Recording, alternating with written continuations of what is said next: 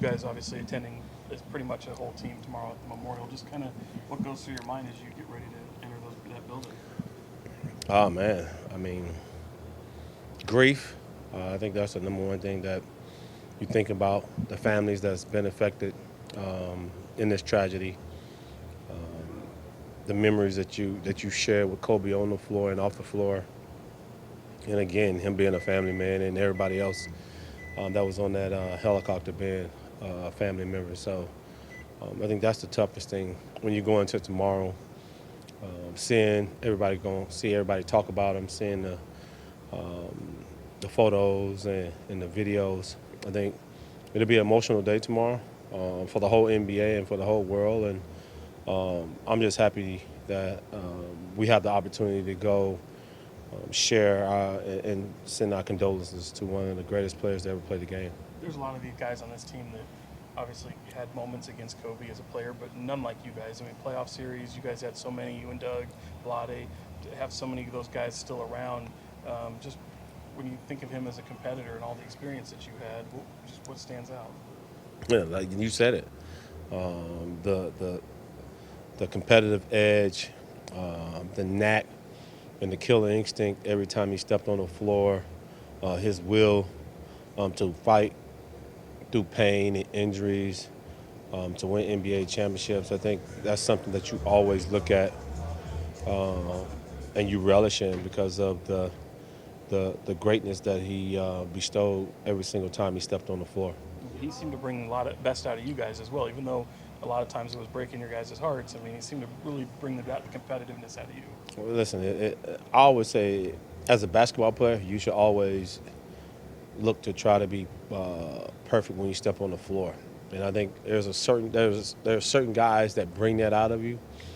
And for me, I kind of relished in whoever I face. Like I love that competition. I love the battle, and I think he was one of the guys in that series and all those years of playing and seeing them in the playoffs. Is you knew what you was going to get. He was going to bring out your best A game, and it may not be the best A game and he was one of the greatest players in the world to do it at a high level. So he definitely brought the best out of me every single night, and I love competing against him. Love talking to him after and before games, picking his brain about what we need, what I needed to do to be great. And I think those things will always live with me. And those things I can pass on to my kids and other people that's in basketball, of the knowledge and the knowledge that he passed on to me. Uh, and it was just an honor just to be on the floor with him.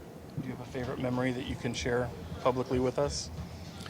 I think it was after Game 7, and I just went up to him. I was like, bro, like, yeah, this is like the second year that they had beaten us in the playoffs, and I just literally broke him down. I was like, yo, I need to know what your what your remedy is. And he actually gave it to me raw and uncut. It was like, I live in a gym. I love perfecting my craft.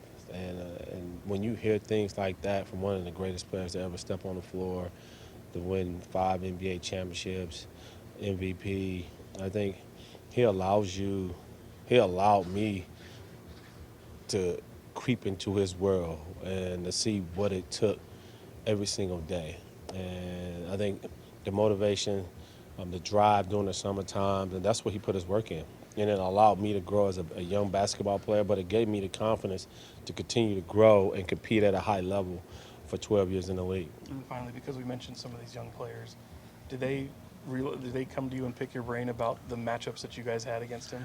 No, No. not much. So many of them idolized you. Yeah, I mean, I think, me and Rico talked the most about it because he was here in LA when we was in those tough battles with the Lakers. I think me and Rico talked the most. The younger guys don't really talk about our battles. They know it, but I think that's something that we haven't really talked much about. I think it's with young guys now, they're more worried about the newer guys. And Kobe was one of those guys and that broke the game, broke barriers in basketball. And I think a lot of them have patterned their game and after him. So it just allowed for me, whatever knowledge I can pass on to him, I'm for it. But we don't talk a lot about our battles and heated confrontations that we had with the Lakers. I think it's just something that the younger guys are not that much in tune to. I appreciate you sharing.